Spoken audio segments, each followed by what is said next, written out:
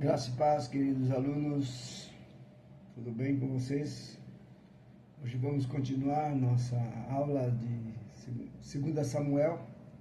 Semana passada nós vimos a primeira carta, o primeiro livro de Samuel, lembrando que era no cânon hebraico, ele era um livro só, né? Primeira Reis,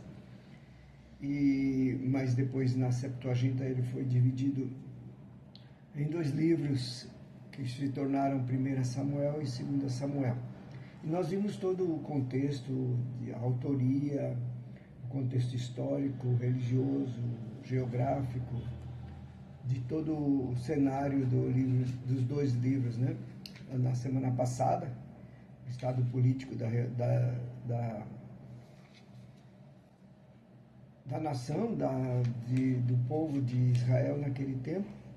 Nós vimos também o objetivo, né? E nós vimos que o objetivo era dar uma descrição religiosa do crescimento da nação ou do estabelecimento do governo teocrático, né? E nós vimos que o Ellison, ele denomina dois temas, né, para cada livro. 1 Samuel ele denomina como o estabelecimento de Israel como um reino teocrático com Samuel e Saul. Depois nós vemos a ascensão, e o 2 Samuel, o tema é estabelecimento de Davi como rei teocrático da nação de Israel, né? E nós fizemos toda a introdução e fizemos também o esboço do livro de Samuel, né, de 1 Samuel.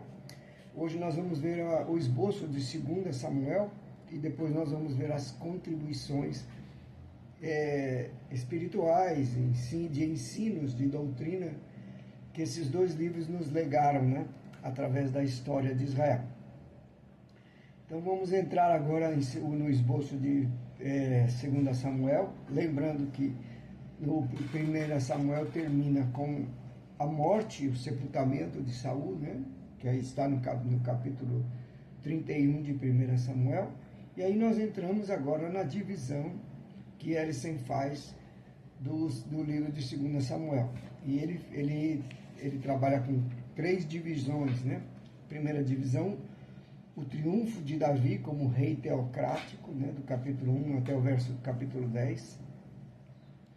Depois nós vemos do capítulo 11 ao capítulo 20, a segunda parte, as aflições de Davi como um homem prudente e apaixonado, né? E aí ele divide a terceira parte, que é a aprovação de Davi, uma disciplina teocrática, né? Vamos dar uma olhada então nesse esboço, observando aqui, que a 2 Samuel começa que Davi recebe a notícia da morte de Saul, né? E no capítulo 1, e Davi traz a perspectiva aí de um homem que ele lamenta muito, ele não se alegra com a morte de Saul. No capítulo 1, do verso 17 em diante, você vai ver o lamento de Davi, né? Diz que ele pranteou Davi, Saul e Jonatas, seu filho, com lamentação, determinando que fosse ensinado aos filhos de Judá o hino do arco, o qual está escrito no livro dos justos, né? E ele faz esse hino aqui, cantando, lamentando, né? E aí, quando chega no capítulo 2, é o momento da coroação de Davi. Davi é aclamado rei de Judá. Lembre que ainda o povo ainda estava dividido em tribos. Até este momento, cada tribo ainda tinha a sua liderança. E não era um reino unido. E Davi, então, no capítulo 2, ele se torna rei aclamado em Judá, né? Capítulo 1, verso 2. E depois ele consultou Davi, então vieram os homens, e Davi toma do verso 1 até o verso 7, é o momento em que ele é aclamado rei, e Abner, só que neste mesmo momento, Abner, Isbosete, que é filho de Saul, né? Filho de Saul, é coroado rei sobre as outras tribos de Israel. as outras tribos. Ele, lembra, Davi foi coroado somente sobre Judá, aqui no capítulo 2 em Hebron, né? Quando ele vai para Hebron.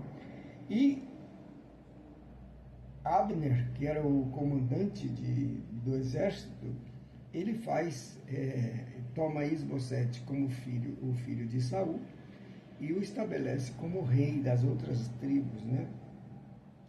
Só que no verso 12 nós vemos aí que Davi tem uma guerra, né, entre os dois, e Davi vence Abner, ele vence Isbosete, e aí ele se torna rei.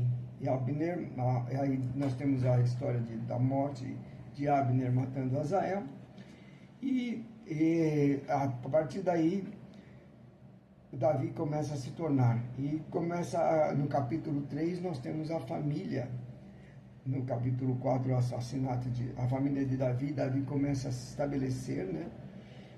Capítulo 3, verso 1, que durou muito tempo a guerra entre a casa de Saul e a casa de Davi. Então esses dois reinos não foram imediatamente, se tornaram o reino de Israel debaixo do governo de Davi. Só que Davi ia se fortalecendo, porém os da casa de Saul iam enfraquecendo. Então houve esse momento. E aí tem o relato que nascem a Davi vários filhos, né? Davi tem vários filhos aqui. Capítulo 3, verso 2, diz que em Hebron nasceram filhos da Davi. Então tem um relato de todos os filhos aqui. E aí o Abner, o comandante, aquele que tinha feito o Isbosete rei de Israel, faz um acordo com Davi, uma aliança de Davi de entregar o reino a Davi, todo o reino. E então Davi, Joabe mata Abner, né? Daí tem uma briga entre os generais, né? Joabe mata Abner, e Davi lamenta muito a morte de Abner. E aí no capítulo 4 nós temos a morte de Isbosete, que aí finalmente o descendente de Saul morre, o Isbosete. E neste momento, no capítulo 4, no final, no capítulo 5, nós temos Davi se tornando definitivamente o rei de Israel. Agora nós vamos ter o Reino Unido, né?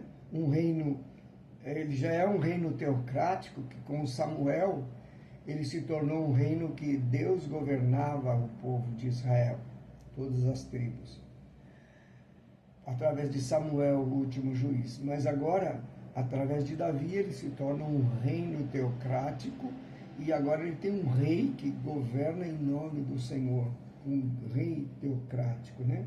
E Davi é levantado como rei no capítulo 5, e ele tinha 30 anos quando começou a reinar, e reinou 40 anos em Israel. Provavelmente, então Davi deve ter vivido 70 anos, tá? De 30 a 70. E a partir do capítulo 4, do 5, o reinado de Davi, ele começa a fazer as conquistas sobre Sião. Ele é reconhecido pelos outros reis vizinhos, né? E aí no capítulo 5, verso 13, tem um relato de mais filhos de Davi. Isso é importante apontar, porque já nós vamos, nas contribuições, nós vamos fazer alguns comentários sobre isso. Esses muitos filhos de Davi, muitas mulheres, isso trouxe problema para ele, né? E Davi, no capítulo, Davi derrota os filisteus, e no capítulo 6 nós vemos Davi trazendo de volta a arca porque lembra, a arca tinha sido retirada de Jerusalém desde a morte de Eli, né? E agora Davi retraz a arca novamente para Jerusalém. E aí nós temos o relato no capítulo 6.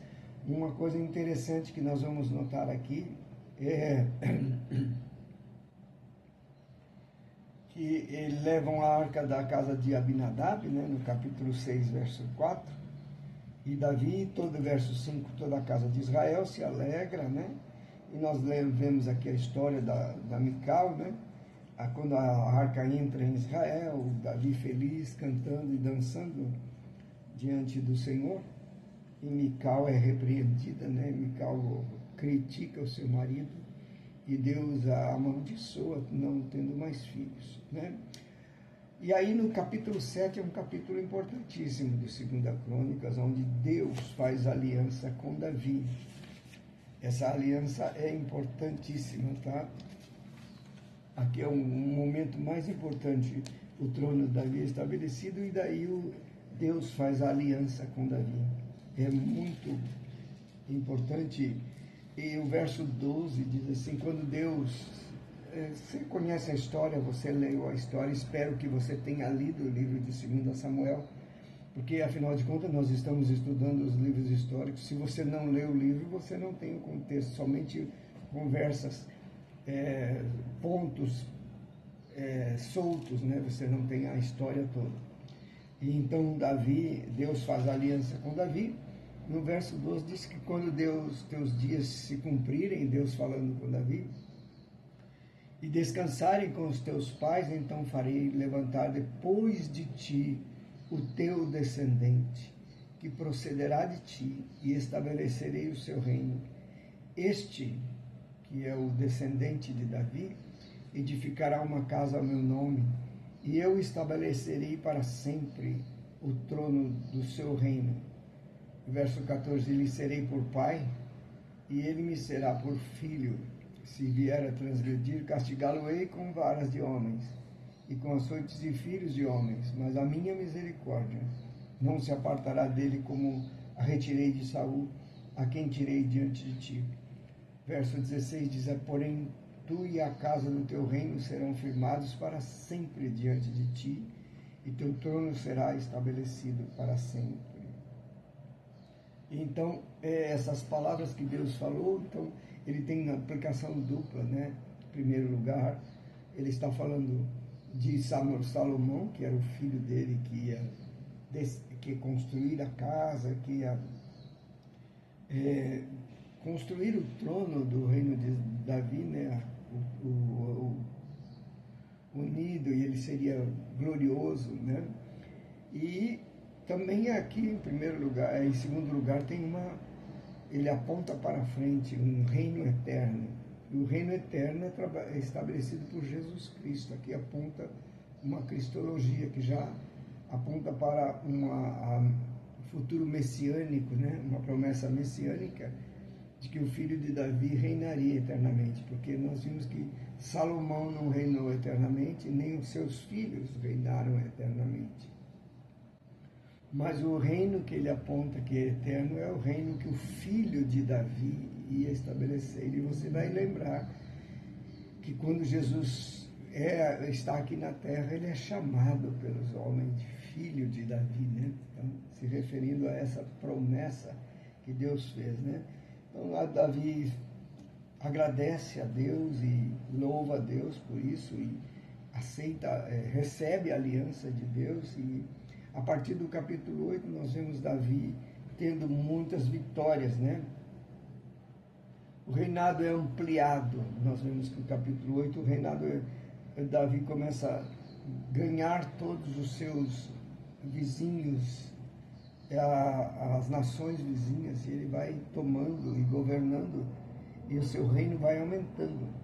E tem os oficiais de Davi, que são chamados valentes de Davi aí, né? Nós vemos no capítulo 9 uma história muito linda, que é a história de Mefibosete, né? Quando Davi quer honrar a casa de Jonatas, né? E o filho de Davi, o único filho de Jonatas que sobra é Mefibosete, que ele foi aleijado dos dois pés, porque quando toda a família dele foi destruída, a escrava foge com ele, cai com ele, ele quebra as pernas e se torna um aleijado.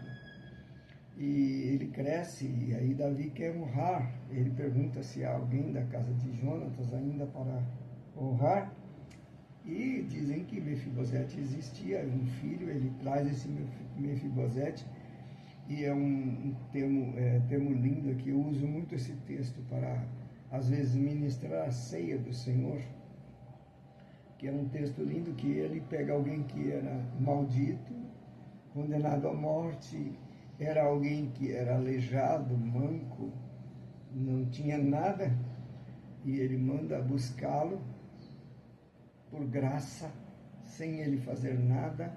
Isso é uma figura muito interessante, né? E manda chamá-lo e o coloca no palácio do reino e ordena que Mefibosete coma da sua mesa com os filhos do rei. E o verso 13, 9 e 13 diz assim: morava Mefibosete em Jerusalém, porquanto comia sempre à mesa do rei, e ele era coxo de ambos os pés. Essa anotação, essa frase é interessante. Ainda ele era um homem coxo de ambos os pés, mas ele tinha a graça de comer na mesa do rei.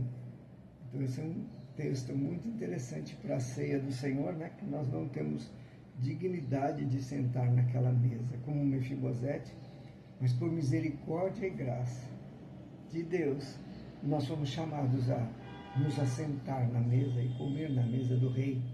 Todas as vezes que nós nos reunimos, que fazemos a ceia, nós estamos sentados na mesa do rei, ainda indignos, com os pés coxos dos pés, mas com a honra de se assentar na mesa do Senhor. Então esse capítulo 9 é muito interessante. A partir do capítulo 10, nós vemos então o reinado ampliado, né? Aí já entra na segunda parte, né? Quando Davi conquista o reino, ele é um rei teocrático, ele anda nos caminhos do Senhor, e chega no capítulo 11, nós começamos a ver os problemas de Davi. Do capítulo 11 até o capítulo 20, nós vamos ver aflições de Davi como um homem prudente e apaixonado. Aí tem essas histórias terríveis, né? Davi comete adultério com Batseba no capítulo 11. Depois ele faz uma trama toda para matar o seu marido, uma morte de Urias, né? E ele tenta ocultar essa morte. E nós temos o adultério e a censura por meio de Natã, no capítulo 12, né? Natã repreende a Davi. Interessante, ele conta aquela história, aquela metáfora e da ovelha, né? E Davi fica muito irado. Ele era um homem que tinha senso de justiça. E no verso 10, quando Natã não tem medo de Davi, e ele enfrenta Davi e fala que Davi era o homem que tinha cometido esse pecado terrível, né? Capítulo 12, verso 10 diz: agora, pois, não se apartará a espada jamais da tua casa, porquanto me desprezastes e tomastes a mulher de Urias, o heteu, para tua mulher. E o verso 13 diz: então disse Davi: pequei contra o Senhor. Disse Natã a Davi: também o Senhor te perdoou o teu pecado. Mas no verso 14 e 15, no 14 diz que o filho morreu. Deus perdoa, mas as consequências do nosso pecado não são retiradas. Esse é um princípio muito grande que a gente aprende aqui. Que Deus perdoa os pecados de um homem que se arrepende e confessa o seu pecado. Mas as consequências do seu pecado permanecerão. Deus não remove as consequências. Ele perdoa o pecado, mas não remove as consequências. O filho morreu. E aí tem a morte do filho, e a partir daí Davi volta e começa a voltar a conquistas. E chega no capítulo 13, lembra que na casa dele ia ser, a espada nunca mais seria retirada da casa dele, disse ela, a profecia que Natã diz para ele.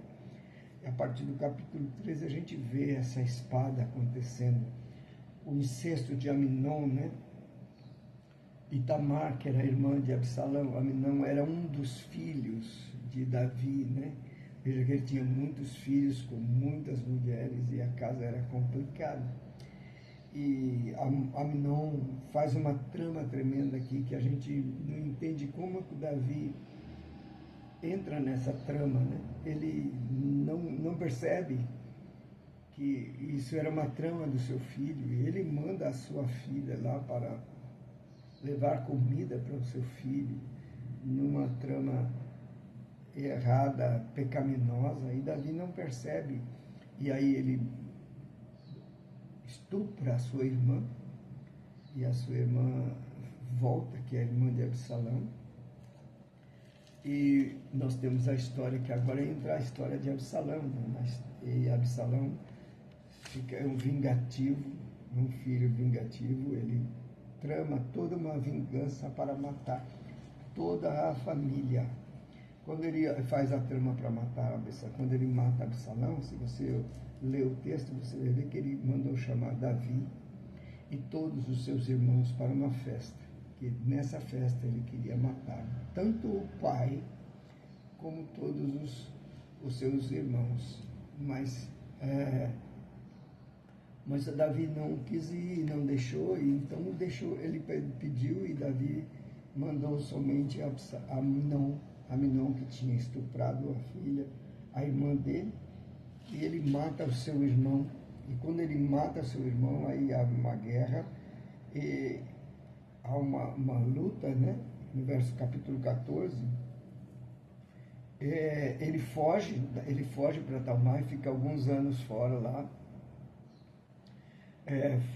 fugido.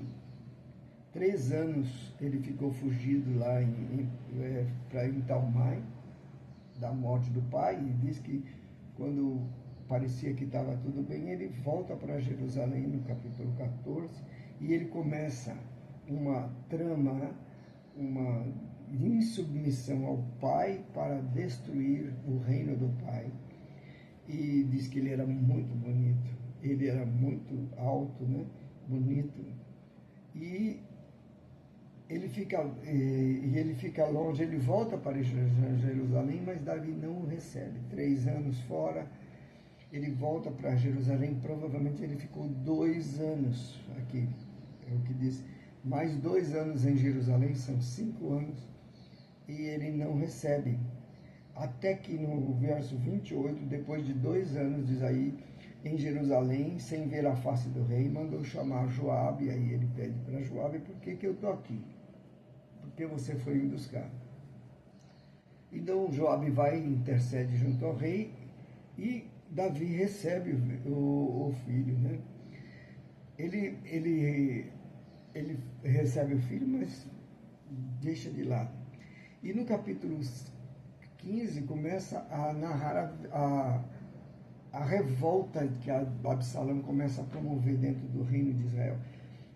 Você vai ver muitos salmos que Davi escreveu neste tempo, porque quando Absalão se revolta, ele levanta e toma o reino, Davi tem que fugir de Jerusalém, nós vamos ver. Ele escreve muitos salmos do exílio, que é Davi exilado, fora de Jerusalém, fugido do seu filho. Antes ele era fugido de Saul, agora ele estava fugindo do seu próprio filho. E diz que no capítulo 15, verso 7, ao cabo de 4 anos, veja, 5 anos que ele ficou desesperado fora, quando ele volta, o pai não o recebe, e diz que no verso 7, 15, 7, que ao cabo de 4 anos, disse Absalão: deixa-me ir a Hebrom cumprir o meu voto. Ele queria cumprir os votos lá em Hebrom, uma mentira que ele levantou. Aí o rei disse: vai em paz, no verso 9, vai também.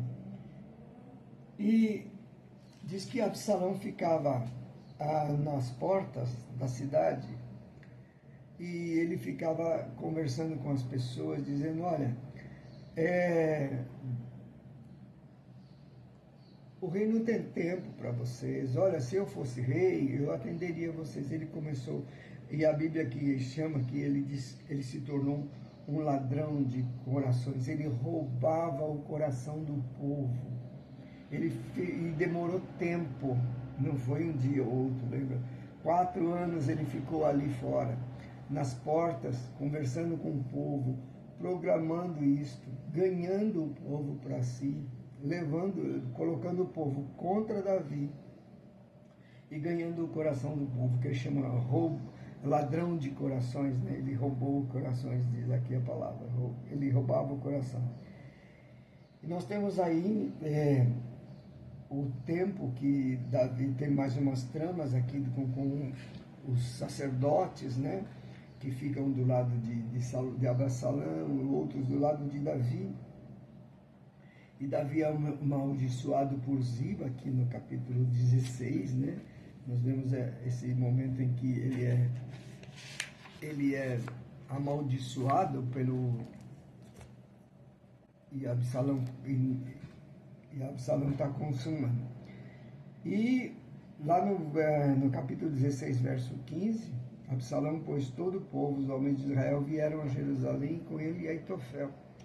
E tendo se apresentado Usai, o arquita, amigo de Davi, Absalão disse: viva o rei, viva o rei. Veja que eles já estão proclamando Salomão o rei. E então ele toma o rei, o verso 20 diz: então Absalão e Aitofel, daí o vosso conselho sobre o que devemos fazer. E Aitofel, esse conselheiro de Absalão, ele diz: coabita com as concubinas do teu pai, que deixou para cuidar da casa, e ouvindo todo Israel, que tu fizeste odioso para com teu pai, e animar-se-ão todos os que estão contigo. Armaram, pois, para Absalão uma tenda no eirado do palácio, no varanda do palácio, e ali, à vista de todo o povo, ele coabitou com todas as concubinas do seu pai Davi. E o conselho que Aitofel dava naqueles dias era como resposta de Deus a uma consulta. Isso aqui é uma ironia, né? Ele não consultava, ele era um péssimo consultor que ensinava a rebelião, o conselho de Aitofel, né? Tanto para Davi como Absalão. E a partir do verso 19, nós temos Davi, né? O capítulo 17, 18, Davi perde o filho, Absalão. Aí nós vemos que há uma revolta dentro do próprio palácio, e Davi, a morte de Davi, de Absalão, né? No capítulo 17, 15 a 16, capítulo 17 a 18, Davi perde o seu segundo filho, Absalão, que é morto numa revolta ali dentro do palácio. E chega no capítulo 19, Davi volta para Jerusalém, no verso 11, né? Nós temos a volta de Davi para o trono. Quando ele volta para o trono, tem uma cisma entre os seus líderes, né? Davi volta e tem Simei, ele faz uma trama, então há uma guerra entre os seus líderes, né? Tem uma rivalidade entre Joabe e Amasa, no capítulo 19, tem outra rivalidade de Judá e Israel, né? Entre as nações, tá? E uma rivalidade entre Joabe e Seba. Então, veja, a casa dele está sempre com essas guerras. Lembra da maldição que Deus disse: nunca mais a espada sairá da tua casa. Entre os filhos, entre os generais, entre a liderança, a casa de Davi foi sempre uma casa cheia de luta, de guerra, por causa dos seus erros, dos seus pecados, né? Aí nós chegamos no capítulo 21, nós temos a aprovação de Davi. Agora Davi vai ser provado. E nós vemos no capítulo 21 consertando o erro de Saul para com os gibeonitas, onde ele vai resgatar os gibeonitas. Saul foi infiel com os gibeonitas, ele agora vai resgatar uma aliança, e aí tem alguns gigantes mortos também pelos homens de Davi, que parece uma história muito parecida com a história de 1 Samuel 17, quando Davi mata o Golias, né? É uma história bastante semelhante no capítulo 21, a partir do verso 15. Capítulo 22 tem um cântico de ação de graças, ele está recordando os favores de Deus para ele. E no capítulo 24 nós temos aí, eu acho que o pior pecado de Davi. Os outros pecados, o adultério, morte, tudo isso.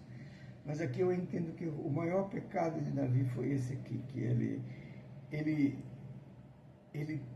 levanta o censo, ele manda levantar o censo. É interessante aqui que verso 24 diz assim: tornou-se a ira do Senhor a acender-se contra os israelitas.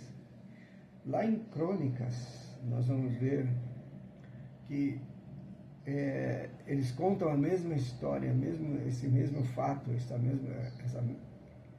narra esse mesmo fato, mas lá aqui ele chama tornando a ira do Senhor a se acender contra os filisteus. E ele incitou a Davi contra eles, dizendo: vai, levanta-te o censo de Israel e de Judá. Interessante que lá em Crônicas vai dizer que a ira de Deus, não fala da ira de Deus, mas que Satanás, então aqui é uma associação da ira de Deus com Satanás. Satanás é instrumento da ira de Deus, né? Incitou Davi a um erro, a fazer o censo, né? Levantar o censo de Judá. Mas o verso 2 é interessante, disse, pois, o rei a Joabe, comandante do exército. Disse, pois, o rei a Joabe, comandante do exército, percorre as tribos de Dan até Berseba e levanta o censo para que eu saiba o seu número. Ele queria saber quanto era o tamanho do seu reino, do seu exército, do seu povo. De certa forma, levantou-se um orgulho no coração de Davi em querer saber qual era o seu poder pessoal, né? Verso 3 é interessante, veja o que diz Joabe, seu general. Disse Joabe ao rei: ora, a multidão do Senhor teu Deus, ora, multiplique o Senhor teu Deus a este povo 100 vezes mais, e o rei meu Senhor o veja. Mas por que tem prazer nisso o rei meu Senhor? Joabe está dando um conselho a Davi. É mais um fato de que a liderança pode ser questionada nos seus erros. Aqui é um fato interessante. Cuidado com esse povo que diz: não toque nos ungidos de Deus, não critique os ungidos de Deus, não critique aos líderes, não questione os líderes nos seus erros. Aqui tem um ensino muito interessante. Joabe, assim como Natã fez com Davi no pecado contra Batseba, contra Urias, agora Joabe também está se levantando e corrigindo o rei no seu erro, dizendo para que o Senhor pode te dar 100 vezes mais do que você tem. Dependa do Senhor e não do seu trono, do seu reino, do seu povo, do seu número. Verso 4, veja Davi cabeça dura. Porém a palavra do rei prevaleceu contra Joabe e contra os chefes do exército. Não era só Joabe, os chefes do exército também aconselharam. Saiu, pois, Joabe, como o rei mandou. Joabe se submeteu com os chefes do exército e levantaram o censo de Israel. Veja o verso 5. Tendo eles passado o Jordão, acamparam-se em Aroer, e aí eles fazem toda essa contagem, né? No verso 10, 24:10, diz assim: sentiu Davi bater, verso 9, deixa eu ver o verso 9 com você. Deu Joabe ao rei o recenseamento do povo, e havia em Israel 800.000 homens de guerra que puxavam da espada, e em Judá eram 500.000, né? Veja, 500.000 com mais 800.000, dá 1.300.000 soldados. Então era muita gente. Então, Davi, em vez de ficar alegre com isso, veja o verso 10. Sentiu Davi bater-lhe o coração, depois de haver recenseado o povo, e disse ao Senhor, muito pequeno que fiz. Porém agora, Senhor, te peço, me perdoe a iniquidade do teu servo, porque procedi muito loucamente. Eu fui um louco. em tentar saber isso. E o verso 11 diz que ao levantar-se Davi pela manhã veio a palavra do Senhor ao profeta Gade, o vidente de Davi, dizendo: vai e diz a Davi, assim diz o Senhor, 3 coisas te ofereço, escolhe uma delas para que te faça. E aí então disse ele, no verso 13, Gade veio a Davi e lhe disse: queres 7 anos de fome que venham sobre a terra? Ou por 3 meses fujas diante dos teus inimigos e eles te persigam, ou que por 3 dias haja peste na terra? Delibera agora e vê o que resposta hei de dar. Deus escolhe agora uma das 3 punições que você vai ter.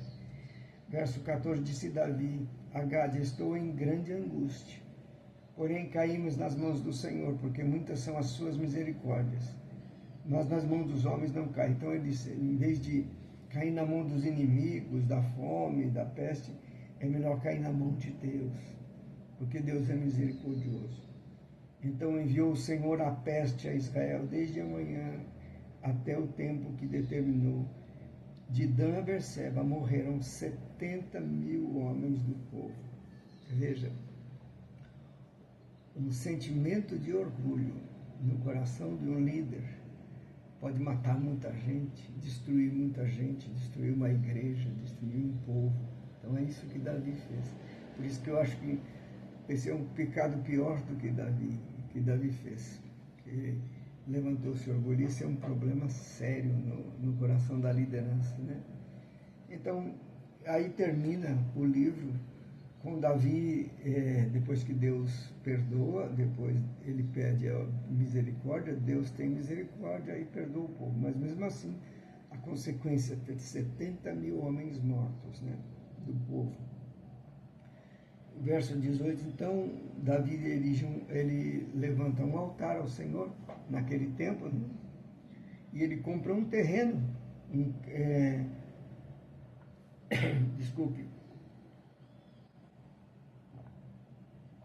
compra o terreno, que nesse terreno futuramente vai ser construído o templo de Jerusalém, o templo ao Senhor que ele intentou fazer, que Salomão, o seu filho, vai erigir, né? Ele compra esse terreno na ilha de Araúna, e nesse terreno vai ser o lugar onde futuramente vai ser erigido o templo de Israel. Ok? E aqui termina essa história de Davi, né? No primeiro livro de Reis, que vocês, o primeiro grupo vai ministrar, vai apresentar o seu trabalho, nós já vamos ver a velhice de Davi, a morte de Davi e a subida de Salomão ao trono e todos os seus atos, ok? Então terminamos aqui esse esboço do livro de Davi, de 2 Samuel, ok? E agora nós temos a segunda parte da nossa aula, que são as contribuições. O que é que a gente pode aprender com esses 2 livros? Quais as contribuições que nós temos, ensinos, doutrinas, que nós já vimos várias coisas, né? Já pontuei vários princípios, vários ensinos na leitura dessa história, na narrativa dessa história, do estabelecimento do reino teocrático Israel e do estabelecimento do rei teocrático Davi, que era o rei segundo o coração de Deus. Então, o Ellison vai elencar algumas contribuições que eu quero comentar com vocês agora.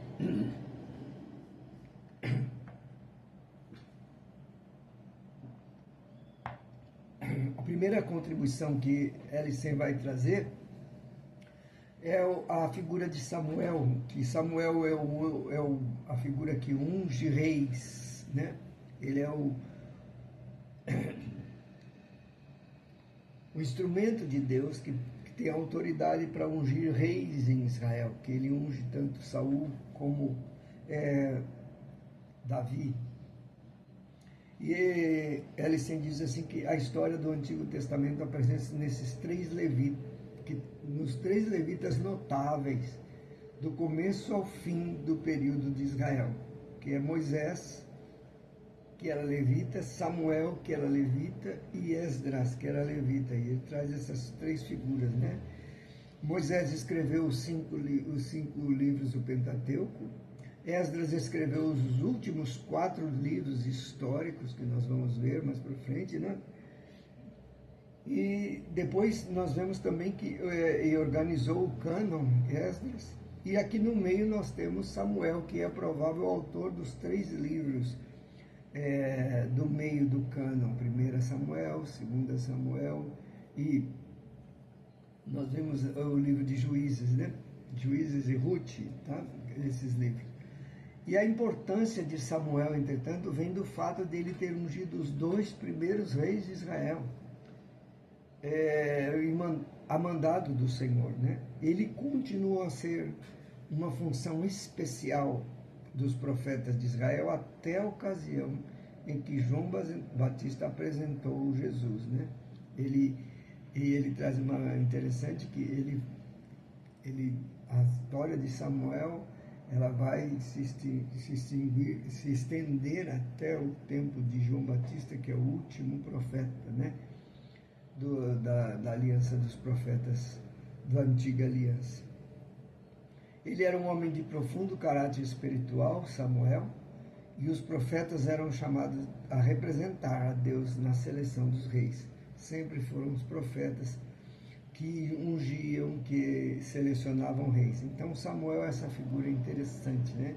Que unge reis. A segunda contribuição que ele traz é a famosa oração de Ana, né?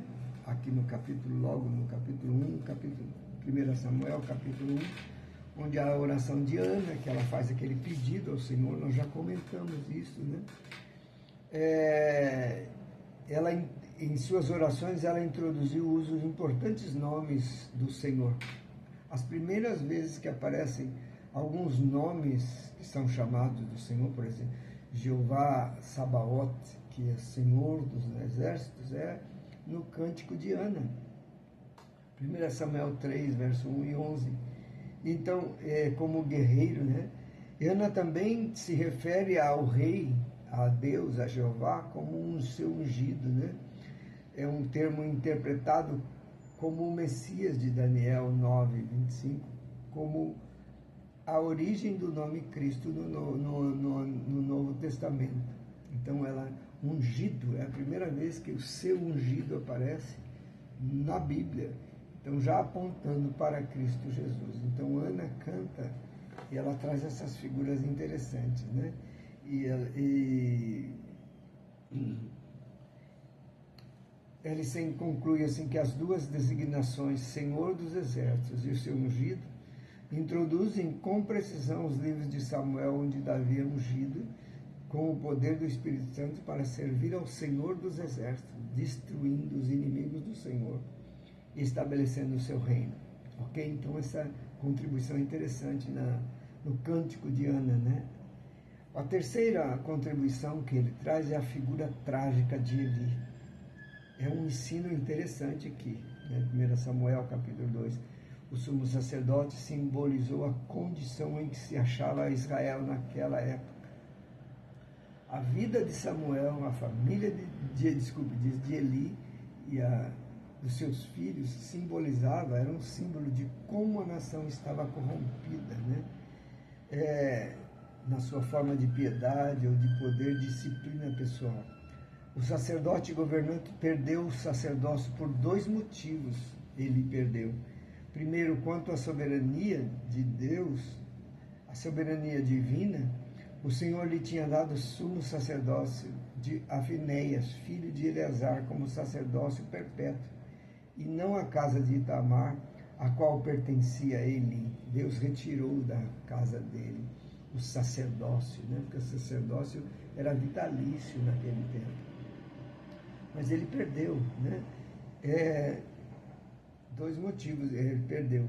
O segundo motivo humano era o motivo espiritual, né, da soberania de Deus, E o segundo motivo era humano. Entretanto, foi a falha de Eli em disciplinar os seus filhos, que tiveram proveito do sacerdócio para o seu próprio lucro, né? O Senhor atribuiu parte da culpa a Eli, em 1 Samuel 2:29. Deus falou: você não disciplinou os seus filhos. E em seu lugar o Senhor levantaria um sacerdote fiel, cuja casa seria duradoura. Esse sacerdote fiel foi evidentemente Zadok, da linhagem de Finéias. Apesar de Abiatar, da casa de Eli, ter servido na época de Davi, por motivos pessoais, Salomão e Zadok o afastaram e deixaram sumo sacerdote na linhagem de Zadok, né? Então, ele leva a sua família, a sua descendência a sair fora e Deus entrega para outro. Eu acho muito interessante isso. Quando o Senhor, na parábola dos talentos, ele diz assim, que ele dá o talento, se ele não, aquele que não é fiel, o que é fiel, ele multiplica, ele dobra os talentos. E aquele que é infiel, ele tira o talento daquele e dá para outro. E lá em Apocalipse, quando o Senhor fala as cartas das 7 igrejas, tem um termo interessante que ele diz: se não removerei de ti o seu candelabro. Se você não permanecer fiel, vou remover de ti o teu candelabro. Ali, remover o candelabro não é perda de salvação, não é perda de nome do livro da vida, nada disso. É perda da função, a sua função vai ser entregue a outro. E exatamente esse é um princípio que está aqui na vida dele, está lá na parábola dos talentos que Jesus ensinou e depois está lá em Apocalipse. Esse princípio tremendo de que se você não for fiel no seu serviço, no seu sacerdócio, naquilo que Deus o chamou para fazer, negligente como foi Eli, Deus vai remover e vai entregar a outro, como ele entregou ao sacerdote Zadok, ok? Isso é uma advertência interessante, uma contribuição muito interessante. A quarta contribuição é a arca perdida, e Icabod, né? 1 Samuel 4:6, onde a arca, por causa do erro de Eli, da família de Eli, do pecado de Eli, os filisteus entram e tomam a arca, e a arca fica separada. Nós já tocamos nisso, a arca fica separada durante 75 anos do tabernáculo, que são 2 peças que Deus estabeleceu lá em Êxodo, onde deveria estar a presença de Deus, manifestava a presença de Deus no meio do povo, o tabernáculo e a arca sempre juntos, né? E agora eles estavam separados por causa do erro de Eli. E Icabod, você lembra dessa palavra? Foi-se a glória de Deus saiu do meio do povo de Israel, ficou fora durante 75 anos. Então é uma advertência também de um cuidado, né, que a gente pode estar, por exemplo, lá com o templo, com o tabernáculo erigido, mas a presença de Deus não está dentro por causa do pecado dos seus filhos, né, do sacerdócio, dos líderes. Isso também acontece lá em Apocalipse, lá com a igreja de Laodiceia, né? Jesus está do lado de fora da igreja, ele está a igreja lá, Laodiceia, cheia, rica, cheia de pomposidade, de tudo, mas Jesus está do lado de fora, batendo a porta, né? É a mesma figura aqui da arca fora do tabernáculo, né? Outro princípio e ensino que vai trazer a questão de Saul, a escolha israelita de um rei alto. Interessante a escolha israelita, que não foi a escolha de Deus. Lembra que a escolha de Deus era Davi, o rei teocrático de Deus. Mas a escolha de Saul, um rei alto, né? Saul quer dizer alto, o significado do nome Saul. É alto. E parece que é a mesma história de Eli, né? Contrasta com Zadok, a escolha de de um sacerdote fiel e a insensatez de Saul contra Davi. A escolha divina de um rei fiel, que é Davi. A indicação de Saul como rei foi uma característica ou consentimento interessante do Senhor. Deus consentiu, né? Deus não estabeleceu isso, né? A escolha de Saul foi feita pelo povo, entretanto ela refletia sua confiança mais na aparência física do que na força espiritual. Os fracassos de Saul foram também decorrentes das suas fraquezas espirituais. Um homem tão alto, tão belo, tão forte, exteriormente, mas interiormente era um homem totalmente fraco espiritualmente, corrompido, né? Nós vemos a história, aqui na história de Davi, Saul, um homem totalmente frágil espiritualmente. E as evidências de diversos egoístas se evidenciam nas suas derrotas, né? Ao defrontar os poderosos invasores filisteus, ele impacientou-se e fez o sacrifício antes de Samuel chegar. Segundo ele sedento por vitória, tornou-se egoísta nas exigências da tropa, né? Que naquela questão daquele voto que ele fez, que quase matou o seu filho Jonas. Depois de uma vitória, ponto 3, parcial sobre os amalequitas, deixou de obedecer à ordem de Deus para destruir todos os amalequitas, ele deixou lá. Quarto lugar, quando Davi foi bem sucedido, onde Saul falhara, ele teve ciúmes. Veja, um homem fraco, espiritualmente fraco. O outro ponto, quinto ponto, quando castigado por Deus em virtude de seus erros, tornou-se amargo em vez de humilde. Nós vamos ver esse contraste com Davi. Davi, diante dos seus grandes erros, ele era humilde e submisso. Saul era o contrário, ele se levantava e se revoltava contra Deus, né? E o trágico fim de Saul, ao suicidar-se, demonstrou a futilidade de uma mera aparência na execução da obra de Deus. Cuidado com o exterior, com a aparência, né? Com as coisas bonitas, grandes, humanas, feitas por mãos humanas, na força humana. E Saul representa isso. A sexta contribuição a Davi e Golias, né? A morte, a luta de Davi e Golias, não é uma contribuição interessante. Um pequenininho, contrário de Saul, agora derruba um forte homem grande. Isso é só no poder de Deus mesmo, né? Essa é a contribuição. A sétima contribuição, a extraordinária figura de Davi, que já em 2 Samuel, né? Talvez não haja na Bíblia um homem estimado em tão alto grau por Deus e pelos homens como Davi. É interessante isso. Ele é chamado o homem segundo o coração de Deus lá. Em Atos capítulo 13, 22, ele é considerado um homem segundo o coração de Deus.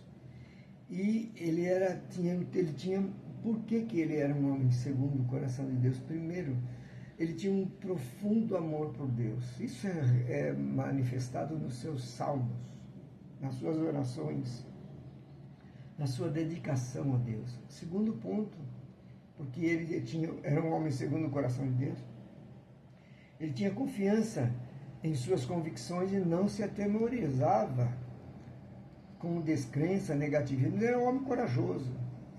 Deus quer homens corajosos. Tanto que quando ele entrega o reino a Salomão, ele diz ser homem, ser forte, ser corajoso, né? Então Davi tinha essa figura de homem forte, né, de hombridade, que falta hoje muito em homens e líderes, né, e maridos, né. Em terceiro lugar, ele era um segundo o coração de Deus, porque ele assumiu o trono como servo do seu povo. Não, ele era um servo, ele estava interessado no bem do povo, não no seu próprio bem. E não como o da Saul, né. O quarto ponto, porque ele era um homem segundo o coração de Deus, em seu longo período de provação, ele aprendeu a esperar no Senhor e deixar por sua conta qualquer vingança. Lembra que ele demorou quase 20 anos para assumir o reino. E ele foi provado, muitas vezes provado, e ele teve paciência, ele aprendeu a esperar no Senhor. Quinto razão, porque ele era um homem segundo o coração de Deus, que ele aprendeu a delegar responsabilidades. Essa é uma grande característica de um grande líder. Ele não é centralizador, ele delega responsabilidade. Nós já vimos os sacerdotes, ele nunca tomou o lugar de Natã, o sacerdote, como fez Saul. Ele delegou aos seus generais, aos seus valentes, que eram homens que governavam junto com ele, tinham autoridade, inclusive com o rei, né, de repreender o rei. Então era um homem que foi um excelente líder, né? O sexto ponto, porque Davi era um homem segundo o coração de Deus, que apesar de ele não ser perfeito, que eu acho que essa é a principal característica de Davi ser um homem segundo o coração de Deus. Ele não era alguém que justificava o seu pecado, nem transferia o seu pecado. Quando ele aceitava a própria culpa, quando ele era convencido do seu pecado por Natã, por Joabe, por Deus, por qualquer pessoa, ele era um homem que imediatamente não culpava, ele não culpou Urias, não culpou Batseba, não culpou o diabo, não culpou ninguém. Ele disse: pequei contra Deus, eu assumo a culpa. Essa é a maior característica de um homem de Deus. Não transferir a culpa, como começou. Esse negócio de transferir culpa começou lá no Éden, com Adão. Primeiro ele culpou a Deus, culpou a mulher culpou o diabo, essa transferência de culpa. E Davi não era assim. Ele imediatamente dizia: pequei. Isso você pode ver lá nos seus salmos, ele confessando o seu pecado. Não transferir a culpa. Então é por isso que Davi é essa figura extraordinária, e um homem segundo o coração de Deus, e como diz Ellison, um rei teocrático que governava debaixo da autoridade de Deus, né? Depois nós temos o capítulo 7, 2 Samuel 7, que é a aliança davídica, que eu já comentei com vocês, né? Onde Deus faz aliança com Davi, e apontando para Salomão imediatamente, e depois apontando para Jesus Cristo, o reino do filho de Davi, o Messias Jesus Cristo, né? O capítulo 7 de 2 Samuel, a aliança davídica. Depois nós temos a relato ao pecado de Davi com Batseba, que é uma contribuição, é uma advertência, né?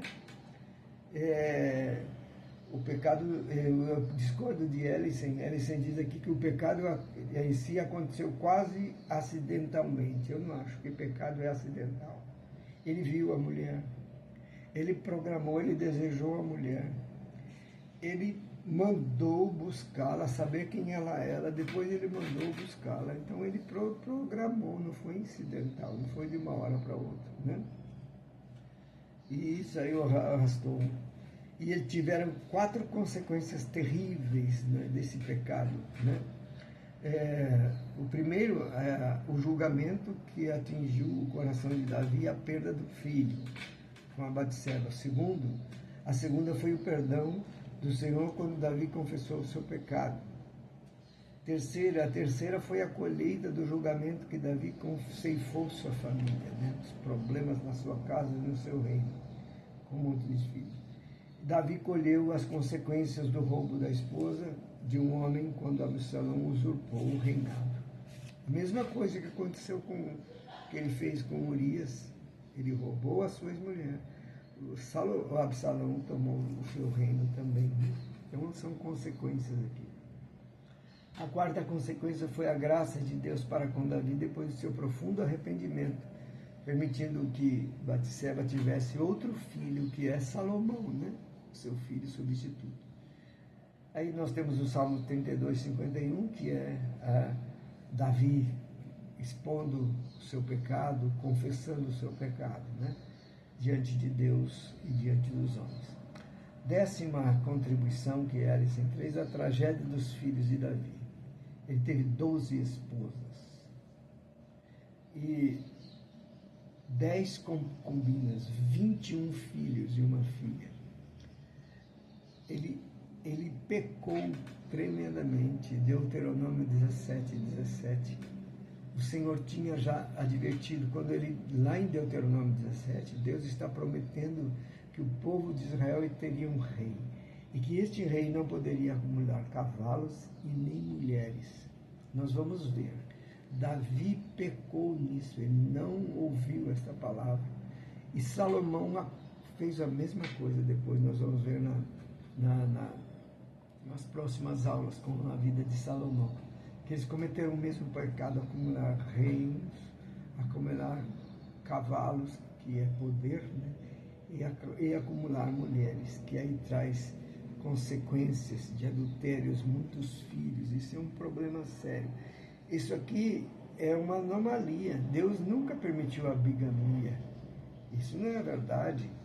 Deus condenou. Deus, quando criou o homem macho e fêmea, os criou e disse: deixará o homem seu pai e sua mãe, se unirá à sua mulher, e os dois serão uma só carne, uma família. Esse é o fundamento. Davi teve essa trágica vida de muitas mulheres e muitos filhos, porque isso era direito dos reis, então ele se aproveitou disso. Salomão, da mesma forma. Depois nós vamos ver essas consequências terríveis, né? Última contribuição que nós temos aqui, a 11, que é Davi compra o templo, o local do templo, que nós vimos lá em 2 Samuel 24, né, que ele compra aquele templo, que depois, nesse local, é construído o templo que Salomão constrói para a adoração do Senhor. E a última contribuição que ele traz é a cristologia, que é sempre essa importante. Lembre-se que toda a Escritura fala de Cristo Jesus. O próprio Jesus disse que toda a Escritura fala sobre Ele. Então, aonde que nós temos a cristologia? Em 1 e 2 Samuel. Existem duas referências a Cristo nesses livros, ambas relativas a Davi. Davi é um tipo de Jesus Cristo no Antigo Testamento. Saul é um antitipo, né? Não pode ser considerado. Esse é o segundo homem pecador. E Davi era um tipo de Jesus Cristo, né? E algumas vezes, algumas vezes Samuel é visto como um tipo de Cristo, mas aqui porque ele era profeta, ele era sacerdote e ele governava como rei, né, a nação naquele tempo, que ele julgava a nação. Mas Ellison diz que isso aí não é sugerido no Novo Testamento, então é só uma suposição que Samuel seria um tipo de Jesus Cristo, mas não é. O primeiro Novo Testamento não toca nisso. Mas Davi é considerado mais como... Samuel é mais considerado como um tipo de João Batista. Lembra que João Batista preparou o caminho do Senhor para Jesus assumir o reino, o governo. E Samuel também preparou tudo para o tempo para a chegada do rei, para Davi assumir o reino. Então, provavelmente Samuel seja um tipo de João Batista e não de Jesus Cristo. Em Davi, agora sim nós temos um tipo de Jesus Cristo como rei.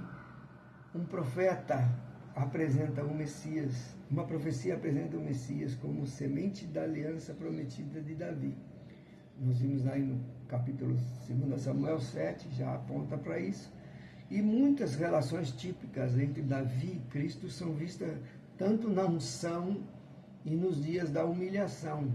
Davi ungido e humilhado, Jesus ungido e humilhado também na crucificação e na subida. A única profecia específica sobre Cristo nos livros de Samuel é a descendência prometida de Davi, que está lá em 2 Samuel 7, e que é apontada, que é lá em Lucas, capítulo 1, 32, 33, essa é verdade, é apontada. Então nós temos essa cristologia. Jesus aparece aqui na figura de Davi, né, que aponta para Jesus Cristo. Mas nós vimos algumas aplicações que já também apontavam para Jesus e a sua obra. Ok, queridos? E aí no final nós temos uma cronologia do período de Juízes, que é interessante você ver. E por último as batalhas de Israel, para considerar com duas cronologias, né?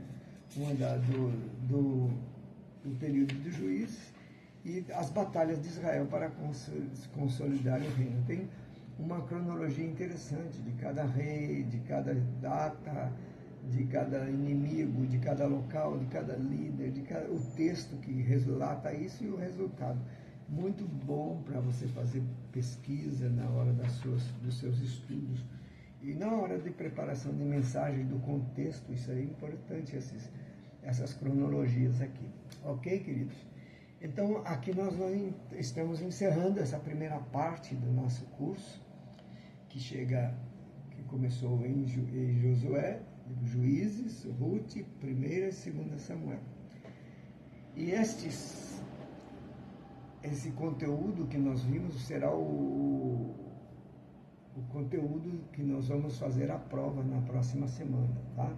Se preparem que na próxima semana, na quinta-feira, nós vamos ter prova, a primeira prova, e depois da prova, na semana seguinte, nós vamos já começar com a exposição dos alunos dos trabalhos, né? Que a partir do primeiro livro de Reis. Sugiro a quem vai apresentar 1ª e 2ª Reis, 1ª e 2ª Crônicas, que façam como eu fiz, apresentem a introdução geral para os 2 livros e depois o outro grupo apresenta a segunda parte, né, como eu fiz. Uma sugestão, mas se também quiserem também apresentar de outra forma, fiquem livres, tá ok?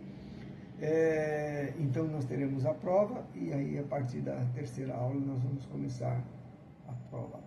Atentem para os temas dos livros, para as contribuições dos livros, né?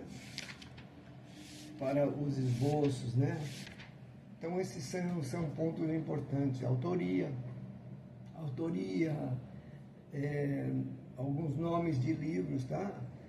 O tema dos livros, isso é importante você gravar bastante para que você faça a prova bem tranquila. Será bem tranquila, ok?